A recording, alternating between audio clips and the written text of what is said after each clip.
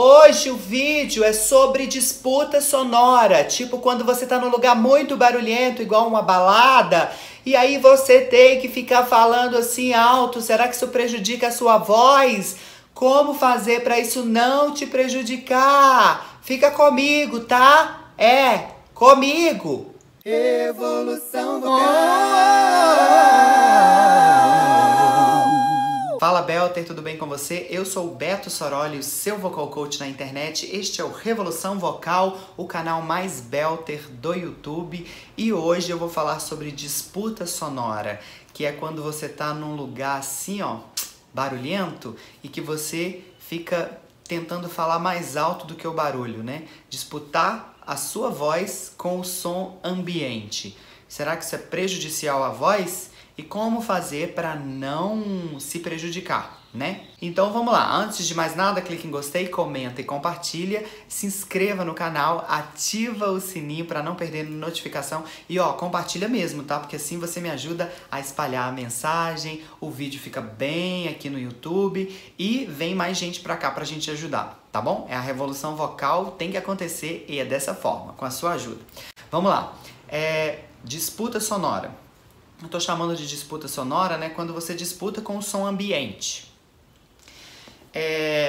Muitas pessoas ficam roucas por causa disso, né? De ir na balada e no jogo de futebol, numa festa, ou até mesmo cantores profissionais acabam fazendo show em algum lugar que o som não tá muito bom, que o retorno não tá muito bom, e ela tenta cantar mais alto do que o barulho ambiente.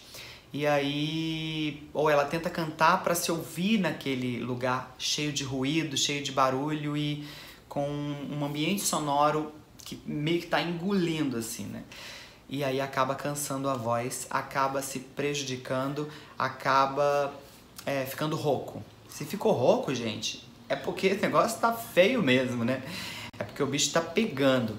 E aí eu vou falar um pouco sobre isso. Um aluno meu, do meu curso online, me mandou essa dúvida pelo WhatsApp, porque eu tenho atendimento pelo WhatsApp, exclusivo para os alunos do curso online. E aí eu falei, cara, essa pergunta sua é ótima, porque dá um conteúdo muito legal pro YouTube. Aí ele falou assim, não, fico muito feliz de que vai ajudar outras pessoas, porque a dúvida dele foi super sincera. Ele me perguntou se ele ficar falando na balada ia machucar a voz dele, e se ele teria que parar de ir na balada, parar de sair à noite, porque ele queria ser cantor. Aí eu achei muito interessante esse ponto de vista. E eu falei pra ele, ó, primeira coisa, você não vai virar um monge budista para virar cantor.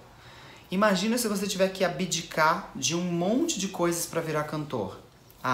Não pode mais comer chocolate, não pode mais comer isso, comer aquilo, não pode mais beber isso, beber aquilo, não pode mais sair à noite, não vai se trancar dentro de casa numa bolha e ficar em silêncio e só sair na hora de ir pro palco. Vai ficar lá fazendo ressonância.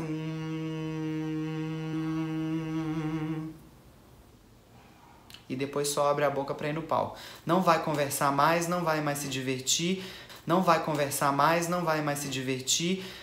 Não tem condição de valer a pena, né? Se você for colocar numa balança, vai chegar uma hora que não vale a pena, né? Vai ser tantos contras que os prós vão ser menores, né? Cantar é muito bom, você precisa de aprender a cuidar da sua saúde vocal e tem vários aspectos que você tem que abordar. Não é só alimentação, não é só comer maçã, não é só beber água, não é só dormir. Essas coisas são ótimas, mas enfim, é um conjunto de coisas que você pode se cercar. Inclusive, lá no meu curso online eu tenho um módulo só sobre saúde vocal.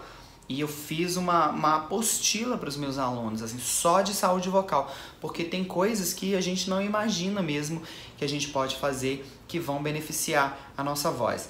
E aí tem os hábitos que são considerados assim, não saudáveis. Por exemplo, disputar com o som ambiente.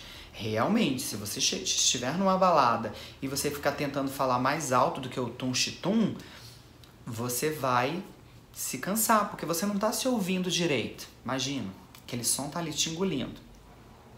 Aí você fica tentando ouvir a sua voz. A outra pessoa também fica tentando ouvir.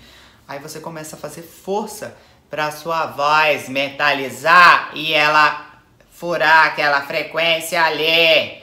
Só que aí você faz isso alcoolizado, sem técnica, descontraído e fazendo mais esforço do que seria o necessário para uma boa projeção. E aí é lógico que isso aqui é músculo. Vai fadigar, vai cansar, uma prega vocal vai contrair demais em direção à outra, elas podem atritar e isso vai gerar edema, né, que é o inchaço e a rouquidão. Então tem muita gente que fica rouco depois da balada por causa disso, porque fica lá tentando cantar as músicas junto de qualquer jeito, ou falar, e alcoolizado, quando você bebe, você tem um efeito anestésico na mucosa do trato vocal. E aí você não sente o que você tá fazendo. Aí você acha que não tá machucando, né, na hora. Depois vai vir o resultado.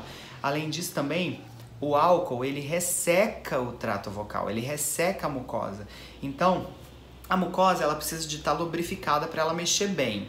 Aí você anestesia e ainda resseca. Ela já não mexe com tanta facilidade e você não sente que você está fazendo mais força do que o normal para poder mexer. E você tem que fazer mais força ainda porque ela já não está mexendo tão fácil. Ou seja, é um coquetel de tragédia, né? Mas calma, tem solução. Ele pensou, então eu vou ter que evitar esse ambiente. Não exatamente. Pelo seguinte princípio. Eu falei pra ele, se você está numa balada, é a lógica. Ou num lugar que tem muito barulho, numa festa, ou cantando num palco de teatro musical, por exemplo. Os cantores de teatro musical, atores, bailarinos que cantam em teatro musical, a gente não tem retorno de voz no palco. A gente só escuta o instrumental. A gente escuta a orquestra, que é amplificada no palco. A gente está microfonado, mas a gente não tem retorno da nossa voz. É normal. Não tem como ter retorno de voz em microfone de lapela para 30 pessoas simultaneamente no mesmo palco. Porque o microfone funciona por radiofrequência. Então, as frequências podem se cruzar e dar microfonia. E então a gente não escuta. A gente não escuta a nossa voz. Então, a gente tem que cantar sem se ouvir. Numa situação de festa ou de balada e etc., também você tem que usar a sua voz sem pensar em se ouvir. Se você ficar tentando se ouvir, você vai dar mais, porque você está disputando. E é uma disputa injusta, né? Porque uma caixa de som de balada, ela vai produzir muito mais decibéis do que a sua voz. E multidão de pessoas, etc. Então você é um contra a multidão. Não tem como, né? Você não vai conseguir sobressair a sua voz no volume. Então você tem que tentar não escutar, você tem que acostumar a não escutar. Eu chamo isso de cantar pela sensação. É o que um ator de musical tem que fazer. A gente tem que aprender a cantar pela sensação. Eu tive muita sorte que o meu estágio na escola de teatro, muito antes de eu me formar cantor, muito antes de eu estudar belting, muito antes de eu pensar que eu ia me tornar um cantor de musicais, porque nem tinha musicais igual tem hoje no Brasil, eu fui trabalhar no meu estágio, era num grupo de teatro que fazia teatro de rua. E a gente fazia em todos os lugares imagináveis, possíveis. Em escola para 400 adolescentes, sem microfone. A gente fazia no meio da praça pública, no centro de Belo Horizonte, que é uma metrópole, sem microfone. A gente fazia no meio da favela, no meio da rua. Em qualquer lugar que chamasse, a gente tinha que ir. E a gente usava a nossa voz sem microfone. E aí, a nossa voz tinha que durar. E muitos atores desse grupo ficavam roucos depois de apresentações. Às vezes a gente tinha muitas apresentações, 2 no mesmo dia. A gente trabalhava meio turno, né? Às vezes a gente apresentava 2 vezes no mesmo dia, ou então todos os dias da semana. E era bem cansativo, porque teatro de rua você já tem que gastar bastante energia para ser tudo grande e tal, e ainda tinha que projetar a voz. E aí, como eu tenho a propriocepção corporal boa, intuitivamente eu ia fazendo a coisa de uma forma que não me machucava. Então, às vezes a gente chegava da apresentação, eu ia pro banheiro tomar banho, todo mundo ia tomar banho, né, e tal. Aí quando era a minha vez, eu ia e começava a cantar. E o povo lá morto, querendo ficar em silêncio, e eu tava com o corpo quente, né? Eu queria era cantar mais. E aí o diretor começou a me colocar como vocal coach, né? Como preparador vocal dos elencos, assim. Porque, tipo assim, falou, como que você consegue dar essas notas agudas que as pessoas não conseguem? E como que você consegue ficar cantando depois que todo mundo tá morto? Ele enxergou que eu tinha alguma habilidade ali, algum conhecimento que os outros não tinham. E aí, paralelamente à escola de teatro também, eu já fui estudar canto lírico e apesar das minhas frustrações em relação à estética da minha voz nessa época, eu, intuitivamente, eu percebia como fazer a coisa de uma forma que não me machucasse. Então, eu decorava um jeito que a minha voz saía forte e quando eu não estava me ouvindo, eu cantava do mesmo jeito. Ou seja, eu não cantava pelo ouvido, eu cantava pela sensação. Quem canta em coral também tem esse problema, né? No meio do coral você não se ouve, né? E às vezes você não pode ficar lá assim, né? Eu já fiz um curso com uma fonoaudióloga que ela falou, gente, quando vocês quiserem, tá? Se ouvir, é só botar o dedinho aqui. Tem até um aparelho que ele serve para isso também, que você estuda, é tipo um fone que joga para cá para você aprender a se ouvir mais e cantar menos. Por isso que a gente canta bem no banheiro, porque a gente se ouve muito bem. Mas eu sou contra, porque tem muito maestro que não gosta de você ficar aqui, né? Você tem que ouvir o todo. Eu já vi gente colocar o dedinho aqui pra se escutar e tomar uma bronca num coro, num ensemble de musical. Então a questão é, no musical, a gente consegue se adaptar. O nosso corpo é adaptável. Então, quando eu cheguei no musical, eu me deparei com isso. Eu falei, nossa, então é isso, né? Eu canto pela sensação. Então, a gente tem que aprender a usar a nossa voz tecnicamente da forma correta pela sensação, ok? E não ficar tentando se ouvir o tempo inteiro. E aí, quando você estiver numa balada ou num ambiente que tiver muito ruído, muito som, muita disputa sonora, você usar a sua voz pela sensação. Você tem a sensação de cor e aí você confia e canta daquele jeito. Muitos alunos meus que cantam em banda de baile, por exemplo, eles a cada dia estão num palco diferente. Tem dia que é em cima de um caminhão, num interior, tem dia que é numa boate, tem dia que é numa casa de show, tem dia que é numa cerimônia, no meio do jardim, na praia. Então, a situação acústica é muito diferente. E às vezes ele não tem um som bom, não tem um retorno da própria voz. E aí a gente trabalha para padronizar a emissão de uma forma saudável e que tenha projeção, que seja bonito. E aí o cantor coloca a voz naquele lugar. Porque nem sempre você vai ter o in-ear. O in-ear é aquele fone que é feito sobre medida para você ter retorno da sua voz. Os grandes cantores usam isso. Imagina você tocar num palco do tamanho do Rock in Rio, e aí tem 80 mil pessoas na sua frente, a bateria ali comendo ali atrás, você não escutaria nada, sua voz ia espalhar assim no ar, né? Então, o in-ear é para isso, porque aí o cantor tem retorno da própria voz e ele escolhe, às vezes só um instrumento ou dois, instrumento harmônico para ele não perder o tom da música, né? Então, é bom a gente cantar se ouvindo?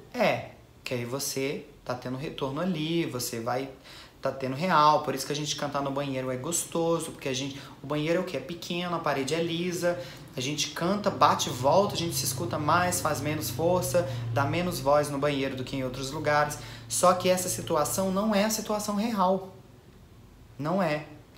Na maioria das vezes, essa não vai ser a situação. Cantor de ópera, por exemplo, canta em teatro muito grande, às vezes você canta no meio do teatro, assim, lá no Palácio das Artes, que é um teatro bem famoso aqui em Belo Horizonte, que era a escola onde eu estudei, eu tive muitas oportunidades de estar no palco do grande teatro do Palácio das Artes. Quando você está no meio do palco e canta, sua voz vai assim, ó, e some, você não escuta nada. Um cantor de ópera vive assim, então ele também tem que aprender a cantar pela sensação. Então a sensação da ressonância, a sensação dos ajustes, a sensação de você estar colocando a sua voz no lugar certo, ok?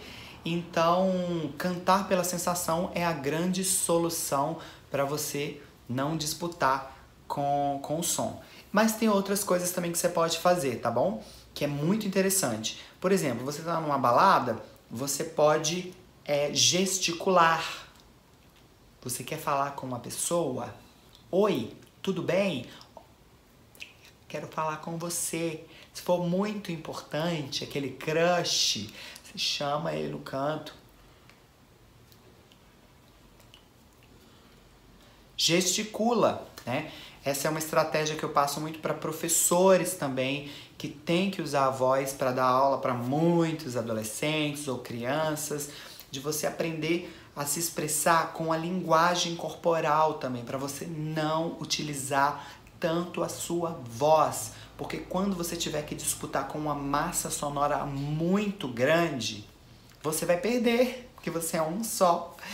E então, aprender a projetar a sua voz da maneira correta, sem fazer força, decorar essa sensação e usar a expressão facial e os gestos.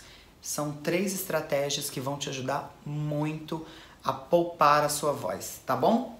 Não se esqueça, se inscreva no canal, ativa o sininho para não perder nenhuma notificação, porque aqui tem informação de qualidade para você que quer cantar de verdade. Um beijo, até a próxima. Tchau!